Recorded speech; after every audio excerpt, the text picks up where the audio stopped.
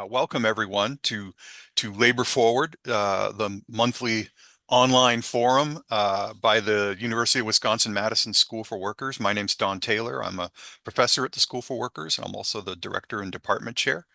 If you're not familiar with our program, we come on once a month on the third Wednesday at noon to talk about successes and victories for workers in and outside of the organized labor movement.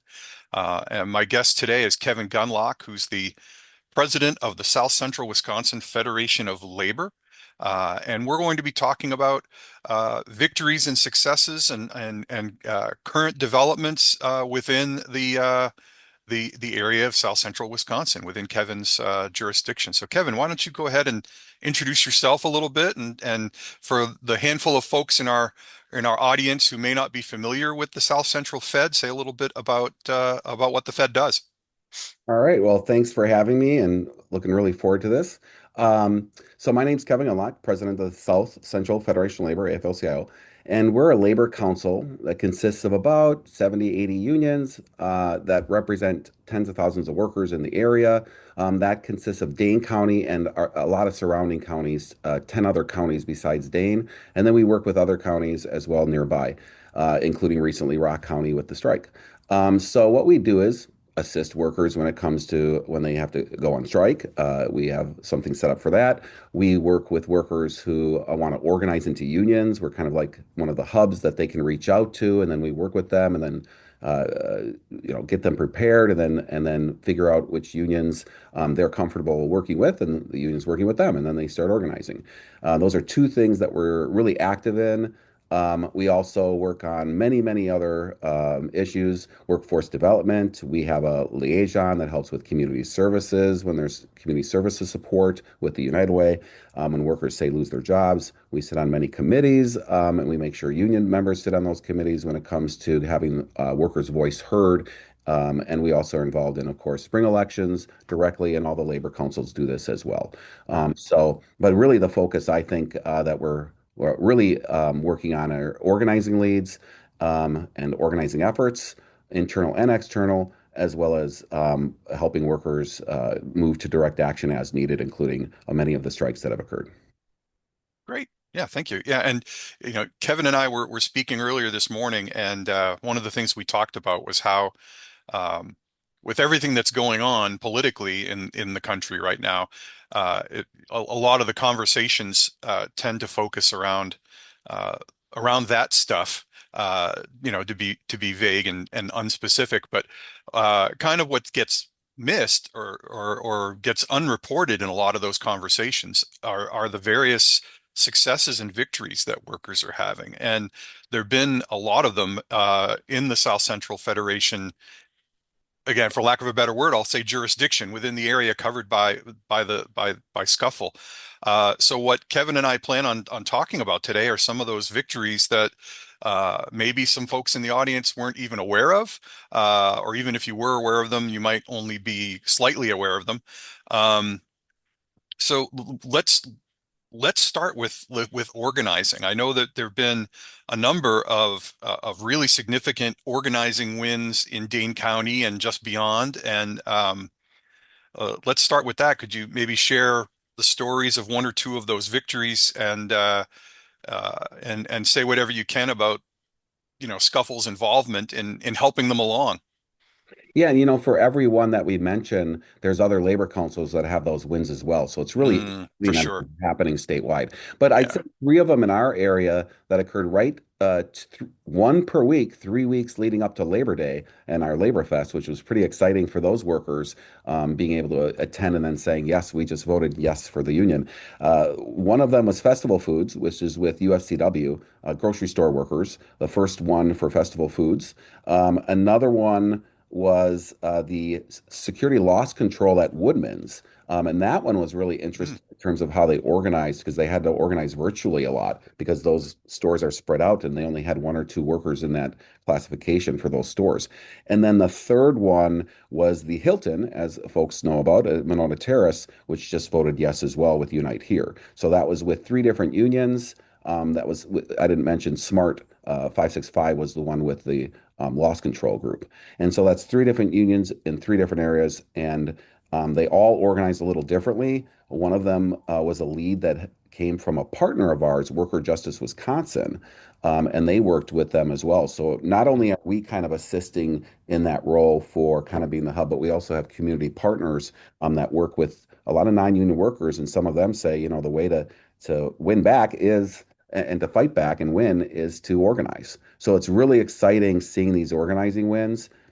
Can I just add, we've seen an uptick, a big uptick in organizing wins and organizing folks that want to organize into unions. And I would say that we saw it after Act 10 when the attacks on the public sector Mhm. occurred. We saw a little bit of an uptick. And then it happened again when they implemented forced to work for less, which they like to call right to work. I like to say forced to work for less or coerced. And we saw an uptick after that. But we really Mhm. saw a lot of interest, at least in our area, after COVID, during COVID. And Mhm. that's since then we've had, I just counted, I didn't know there were this many. We've had 45 organizing leads come in, or that we've worked with, that's come in with someone else and working with those unions. 45, and currently, and a lot of those went public, a lot of those are wins, but currently we have, I believe, I didn't count how many currently right now that are active, but I think it's probably close to 20. And we're going to have another probably one announced in a month or two that's really exciting. That we can't wait to support those workers publicly as well. So this is incredible. You know of some of them besides the one I mentioned too. Noble Night Games was one that Mhm. contacted us. That was the first game store in terms of D&D and things of that nature, and that was creative too because those workers met with us and um, we worked with them for months until they figured out let's go with a union. And one of the things we did to support that came from them was a social activity that they wanted to do with union people showing up at their shop because the public can show up. And so we brought a bunch of union people to play D&D with the folks at Nice. their shop that were union, and the management never knew. And that was a big morale boost. And we even had a labor theme within the game. So I forgot. I'll just say it was like the kobolds revolting at work or something. So that was exciting. And out of that, also, we had another one, Raven, and they had heard Mm. about Raven organizing, the workers at Noble Knight. So, and out of Raven, which started here, which is I think it's a video game. I forgot which one, the famous one, and someone will know. Um, and out of that came Microsoft then nationally, but it was Raven that started it. And each time we have an organizing win, each time workers see, hey, we fought. Other workers see that, and they say we can do it too, and that's what we've Mm. seen. Collectivo is another one that started in Milwaukee and then came here. That went public. I want to make sure I don't read any of them off that aren't public, but there's a number of them that we are working with. Even small nonprofits like Wisconsin Progress organized, For Our Future organized. Um, we know about Starbucks that's currently organizing, Mhm. and they're doing direct actions, and we're supporting them, and the greater labor movement is. Madison Sourdough organized with UFCW. Then we have, let me see, I know there's more here. I'm going to miss some. I apologize. And currently GHC is organizing, as we know. Right. Yep. And this is a long-term approach, but UAW Hospital is constantly organizing, and so are all the public sector workers in terms of internal. But Yep. we've also got, let's see, I know there's one more here. I'm going through a lot that are still not public. I might I may have missed one. If I missed one, I apologize, but we've just got so much organizing going on and it's Mm. pretty exciting. Yeah, that's super exciting. Yeah, and you you mentioned it specifically, I think, with reference to Noble Knight, but in terms of you're working with them for some time before they even picked a union. So, so for folks that maybe aren't quite understanding what we're saying there, so um, in many cases, workers will contact the South Central Federation of Labor to inquire, like essentially, how do we form a union, and then you folks work with them up to a point, and then um, if they continue to move forward, they end up obviously working with a particular union. But tell us a little bit more about that process. Like what does the South Central Fed do to help them along and steer them toward a union or help them through that process to get them to where they're actually talking to, one of your affiliates? Sure. So if, sometimes it can be, one worker even showing up, only one. And sometimes it's two or three, not Hmm. too often where it's more than that initially. And so, and they're not, they really aren't ready to just say, yeah, we want to pick a union. They're not at that stage. So what we do is we sit down and we do the basics in terms of mapping the workplace. And what that means is they figure out, okay, where are all the departments? How big is the store? Where are the workers?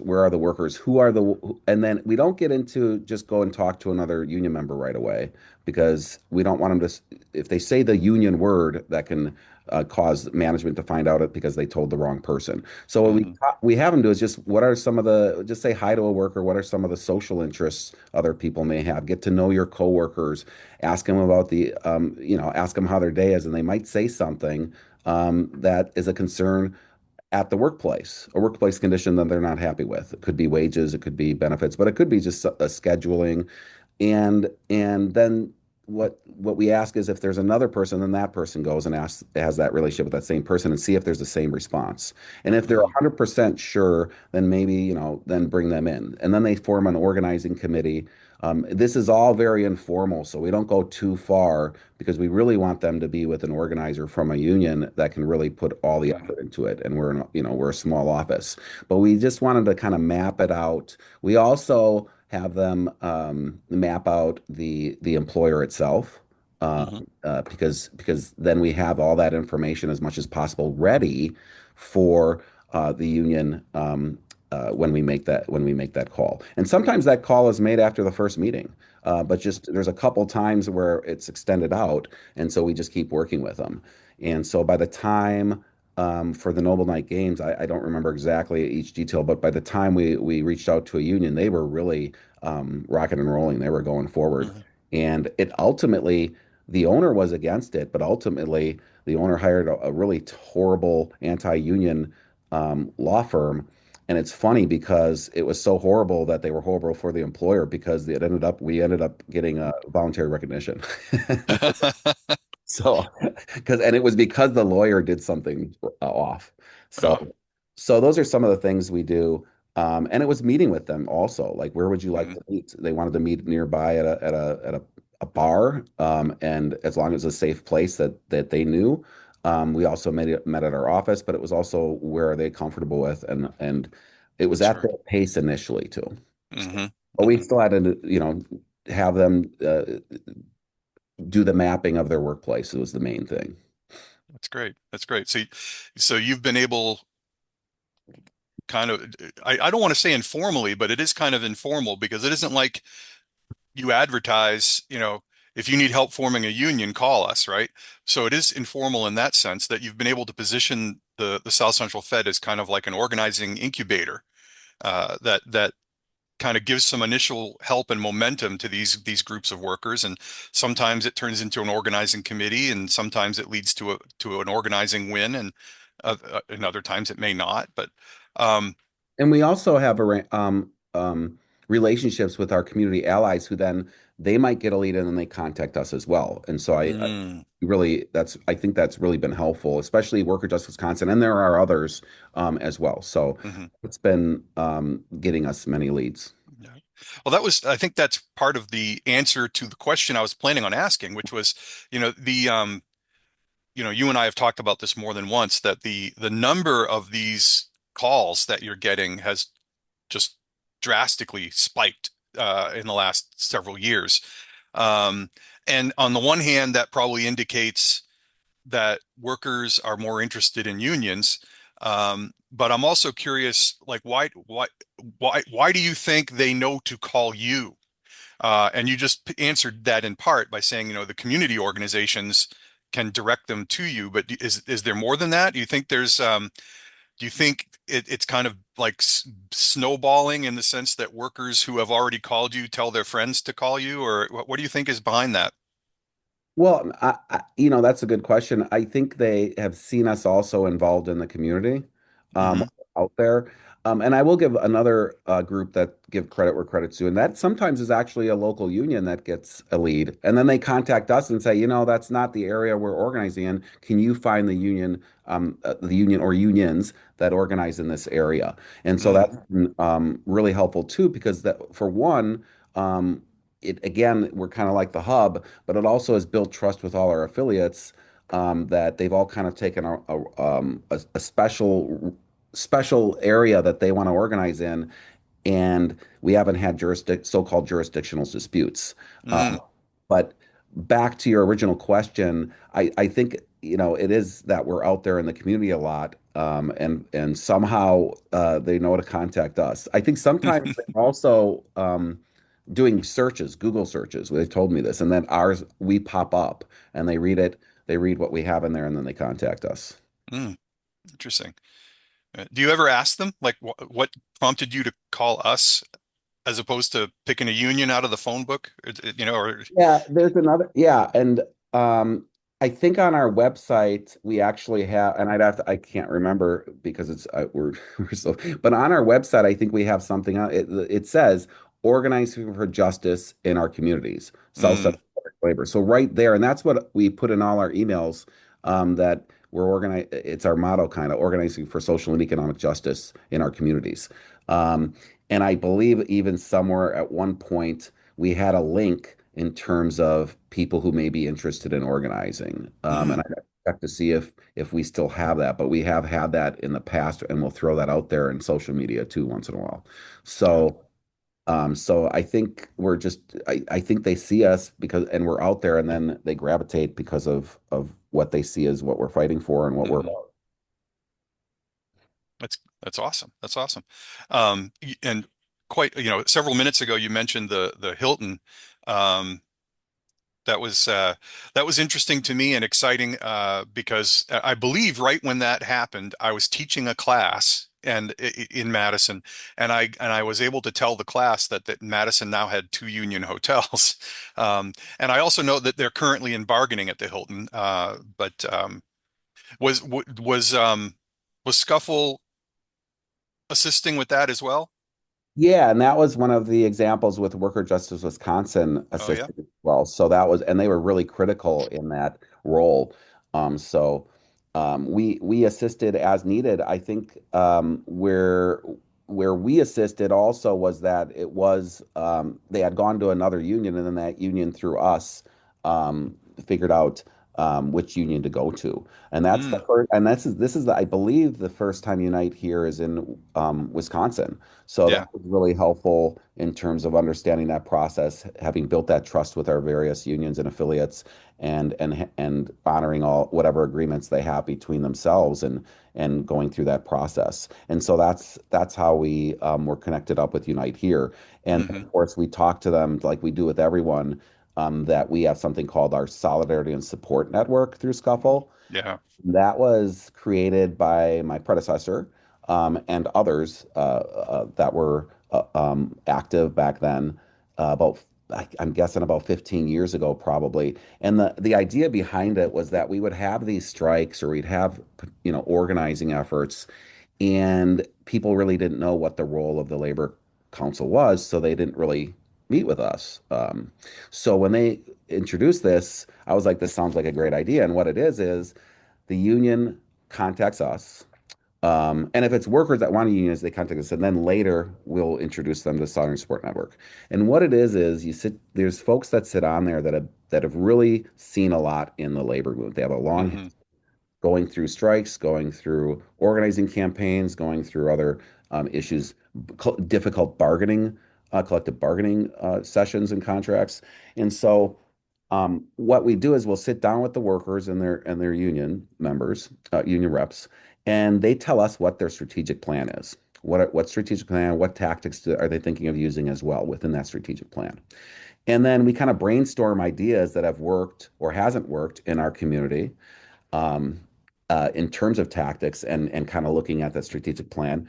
And then ultimately, the workers through their union decide, hey, some of these ideas we like, and now it's strengthened. And then, just as importantly, then our labor council knows our role within that strategic plan for each one of these, whether it be a strike, a difficult bargaining session, or whether it's an organizing campaign. And that way, Mm, we also have the time with a very limited staff of two to, be there and support with the greater labor community and our allies. And we know our role, and that can change, right, and adapt. But that's been very helpful and successful with a lot of the campaigns. We've met with folks when it came to Tracti when they went on strike.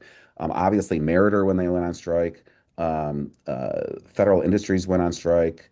CUNA Mutual, which is now True Stage, went on strike. We've had a lot of the year of the strike, and then there were actually more strikes after that too. And so that's been helpful for a lot of folks when it came to that. mm. Yeah, I think most people who are familiar with the labor movement at all kind of understand the role that local labor councils play in interunion solidarity.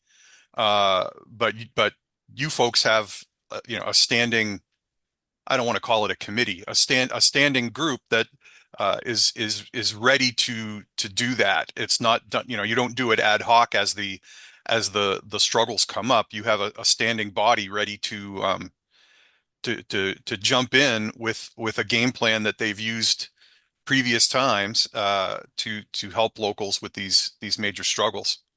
And it really helped, yeah, and it really was helpful for those who may have never gone on strike or hadn't been on strike for a long time, which is applicable to a lot of them. And so, like Mercy Health had never gone on strike, the workers there with UAW, and Hmm. so, that was helpful for us and them in terms of their struggle, meeting with the Soldering Support Network. And just so folks know, we don't just keep it to necessarily. Union members that have been around and have that wisdom to impart and have gone through this. We'll also invite, depending upon the struggle, specific community allies that would be helpful in that struggle as well and be able to understand, maybe know something with a tactic that could occur with, say, the clergy, so Worker Justice Wisconsin, or working with a larger immigrant population within the workforce, again, Worker Justice Wisconsin, or possibly VOSIS. NAACP has sat down with us every time we call upon our allies. I got to say, NAACP of Dane County has been incredibly helpful with helping out when it comes to whether it be letters of support, whether it be involved in press conferences, whatever that tactic may be, they've been there as well. So we've got a lot of good allies, and of course, our unions are show up when need be to support each other. So Mm. all kind of ties in a lot of it to the soldering support network that was really created from those prior to me, and I'm glad they did. Yeah, super. Great. Thank you. And, we've, believe it or not, we only have a few minutes left, but Oh, wow. yeah, I told you it would go fast, but I want to give you we're on the question of solidarity, but shifting a little bit away from organizing. I wanted you to give you the opportunity to say a little bit, if you would like to, about solidarity work that the local Fed has been doing with federal employees during the shutdown and around everything that's happening with the state of their labor relations. Yeah. Well, I mean, the first thing we reached out, we have a new affiliate with the TSA workers, very diverse workforce, kind of not the highest paid either, depending upon where they're at. Um, and those workers during the shutdown for our area, at least, it was the TSA workers that were not getting paid, but being forced to work. So the first thing we did was meet with AFGE, their leadership and their rank and file leadership specifically, actually, and what can we do to help? And that's what we always ask for, and they know. And it was just getting some gift cards, getting free lunches, and that really mattered to I mean, it was big for those workers. They were saying, Mm, "Oh, this is going to help me. Just $50 so I can come in and drive in and pay as for gas." And then now I don't have to worry about lunch. I can feed my kids later on. And they were going to paycheck. So that was one thing. It also provide an opportunity to talk about Scuffle's role, how we can support in the future. And out of all this, the discussion was also we were able to the last time we did lunch actually was yesterday, and or 2 days ago. Well, days go by. So we provided lunch for every single worker at the airport this time, union and non-union alike. And what that's happened great. was we were able to meet the leadership within the various unions, and now we're going to create an airport labor coalition or council between the unions and as well as those workers who may want to unionize someday. So that That's that I that's think was awesome. was something that I think we could do in other workplace locations when there's that type of setting. So that was exciting with that piece of it as well. And so we've been working with AFG, and we even went down to Chicago to Midway to provide lunches for those workers as an act of solidarity. I went down there and they loved it. That's great. They're coming up from Chicago, just so you know, too. Mm, So I thought, let's go cross state solidarity. So. love it. Love it. And they are Great. doing more internal organizing. There's something in there'll be an article in the Union Labor News about what they did during the shutdown. Great. Great. And that's coming out very soon, right?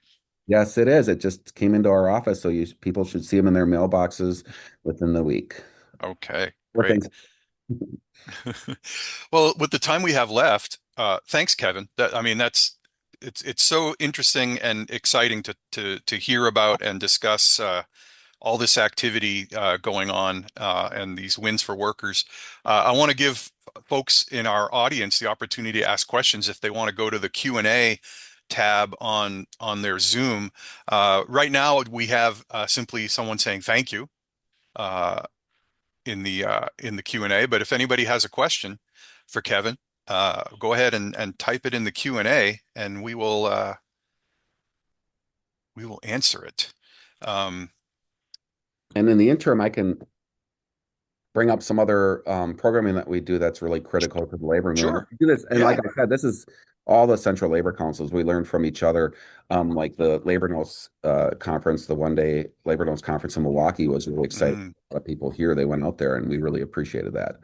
Um, but I will say there's the educational programming, which is what I just mentioned. So we always do steward training and advanced steward training. Sometimes we miss a year when we're swamped, but the UW School for Workers does that with us, and that's very helpful for folks, especially when they're all these new people to the labor movement. So that's one thing yeah. that we're doing, and we're having an advanced one coming up. And the other one is know your rights trainings we've been doing. And that is important when it comes to our immigrant sisters and brothers who are being targeted, or just based on the accent that they may have or the color of the Mhm. skin, which is just disgusting what's happening. So what we're doing is working with Worker Justice Wisconsin to do it's called Protecting Immigrants at Work training, and we've done these in the past, and we're going to be doing them again because things have changed yet again, and we want to make sure people are updated on their rights and for their coworkers.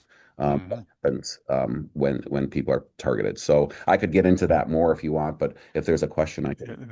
There is a question. Actually, we have Emily from the Milwaukee Area Labor Councils just simply saying, love having the ability to share ideas and best practices. Thank you for that, Emily. But there is a question. What are you thinking will be Scuffle's major focus for 2026? Well, I think it's kind of what we were talking about. It's going to be a lot. There's going to be a lot of organizing efforts. So that's one, external organizing. But we didn't talk a lot about internal organizing. I think that also is going to be a focal point for us and probably others too, for central labor councils. And that is we expect Act 10 to be overturned, and we should as workers.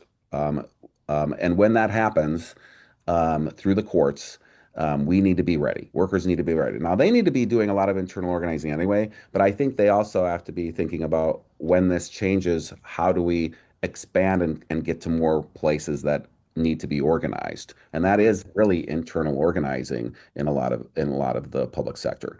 That is one thing that we're going to be looking at, as well as the private sector unions are talking about wanting to reverse and get rid of forced to work for less. And they're organizing not around that, but having those discussions to get people active too, saying, "Hey, we're going to organize anyway, but this is one of the things that we need to defeat." Um, out, Not really focusing on the two issues at hand, but I do think it's going to be internal and external organizing. We're going to see more of that, and frankly, I think we're going to be seeing more strikes as we've been seeing. That hasn't let up. The billionaires and the oligarchs are not going to, they're never satisfied. They always want more, and they're going to take as much as they can from us until they have it all. And we're not going to let that happen. And the biggest threat to the billionaires' organized wealth is organized labor. And one of the things that we can do is organize and build up our strength, our union density. And secondary to that, I believe, is tactical, direct actions that are strategic, and that includes the ability to strike, and workers are seeing that. We're seeing that for both of those things. And I think those are the two things that I think we're set up to assist with. And I think others are too in terms of our labor councils. Okay, great. Thank you. I think we have time for one more question, and then I'll make some announcements and we'll be done for the day. But we have a question. Could you go a bit more in depth about the work you're doing to support immigrant workers during this time? So this is a lot of this is through the locals as well. So some of the locals have their own programs. And so, but what we're doing is we're working with our partners who really understand this issue in terms of support and working with those populations. And so that's why we're working with Worker Justice Wisconsin Presents, Protecting Immigrants at Work training. And I'm just going to speak a little bit about this specific training. So it's going to cover your Fourth and Fifth Amendment rights. It's going to cover how to navigate interacting with law enforcement. It's going to cover how to take immigration as an organizing issue. And it's also how a union contract helps protect immigrant workers. So you can actually put language into the contract to protect workers when they're at work. And so that we're doing this January 24th. We had multiple Know Your Rights trainings earlier in the year, and then we kind of had a break, and now we're bring it back through Worker Justice Wisconsin again.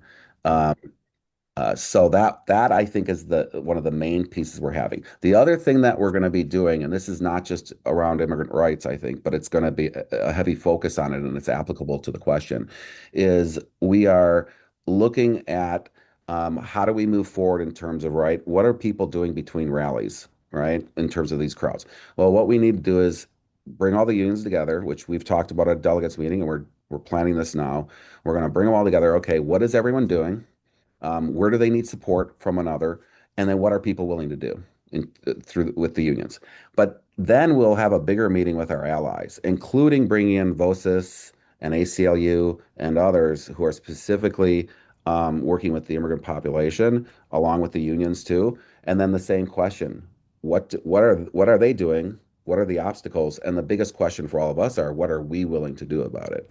And I think that's what we're going to be doing early next year, to have that meeting with those organizations, those allies, and our unions, so that we can all be on the same page together. And immigrants is one of those, I think, critical pieces because they are under attack. But I also think that we'll be inviting communities like Fair Wisconsin that represents LGBTQ, because we see attacks on our trans sisters and brothers, and then we also see attacks, of course, on the federal workers. So they said they would like to have a little piece in there too to talk about the attacks they're having and what we can do to support them. I think those three are three that are very noticeable, but of course there may be others that come up during that first meeting. So that's something that we're moving forward on for starting next year. All right, great. Thank you, Kevin. That's important work. Um, Well, I see it's about 12:35, and so and there have been no further questions, probably because I said I was only taking that one more. But I do want to make a couple quick announcements. Uh, Kevin mentioned that the South Central Federation of Labor is hosting some steward trainings, which are being done by the School for Workers. We just finished the basic steward training, and on December 6th, we'll be doing an advanced steward training focusing on assertive problem solving. And then, if I may take the liberty just to run through really quickly the spring lineup of classes here at the School for Workers. On February 17th to the 20th, we have a Grievance Arbitration Institute. March 5 through 7, I believe, we're hosting a conference called the Knowledge is Power Conference, which will be a kind of like a box of chocolates, a little bit of everything about union training and labor relations, things ranging from steward training to collective bargaining to who knows what, all kinds of workshops and stuff like that. And then April 8 to 10, we have recent developments in labor and employment law. And then, of course, on April 10th, which is a Friday, we have our 100th anniversary celebration. And anyone who's interested in learning more about any of those programs, including the anniversary, can go to our website, schoolforworkers.wisc.edu. So thanks again, Kevin. Thank you to everybody who attended. I think this was a super interesting conversation, and I hope folks that came who weren't aware of all the interesting and successful things going on in the South Central Wisconsin labor movement, perhaps walk away from hearing all this a little more excited and optimistic. Kevin, any parting words? Well, thank you. I did put something in our the chat, scfl.org, just so you can keep up to date with everything going on. But yes, solidarity to everyone. Let's keep up the fight and let's support each other and um, let's keep organizing to win. All right. Thank you, Kevin. Thanks, everybody. Have a great day. Thank you.